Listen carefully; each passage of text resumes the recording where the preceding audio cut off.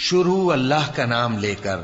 جو بڑا مہربان نہایت رحم والا ہے۔ جب سورج لپیٹ لیا جائے گا اور جب تارے بے نور ہو جائیں گے اور جب پہاڑ چلائے جائیں گے اور جب بیاہنے والی اونٹنیاں یوں ہی چھوڑ دی جائیں گی اور جب وحشی جانور جمع کیے جائیں گے اور جب سمندر آگ ہو جائیں گے اور جب روحیں جسموں سے ملا دی جائیں گی اور جب اس بچی سے جو زندہ دفنا دی گئی ہو پوچھا جائے گا کہ وہ کس گناہ کے سبب قتل کر دی گئی، اور جب اعمال کے دفتر کھولے جائیں گے اور جب آسمان کی کھال کھینچ لی جائے گی اور جب دوزخ کی آگ بھڑکائی جائے گی اور جب بہشت قریب لائی جائے گی،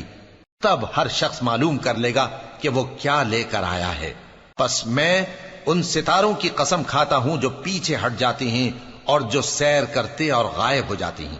اور رات کی قسم جب وہ پھیلنے لگتی ہے، اور صبح کی قسم جب وہ نمودار ہوتی ہے، کہ بے شک یہ قرآن اس فرشتہ عالی مقام کا سنایا ہوا پیغام ہے جو صاحب قوت ہے، مالک عرش کے ہاں اونچے درجے والا ہے، سردار ہے، ساتھ ہی امانت دار ہے۔ اور مکے والو، تمہارے رفیق یعنی ہمارے پیغمبر صلی اللہ علیہ وآلہ وسلم دیوانے نہیں ہیں،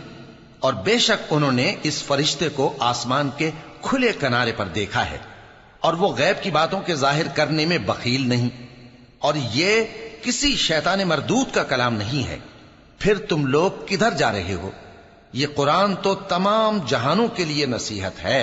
یعنی اس کے لیے جو تم میں سے سیدھی راہ چلنا چاہے، اور تم لوگ کچھ بھی نہیں چاہ سکتے مگر وہی جو اللہ رب العالمین چاہے۔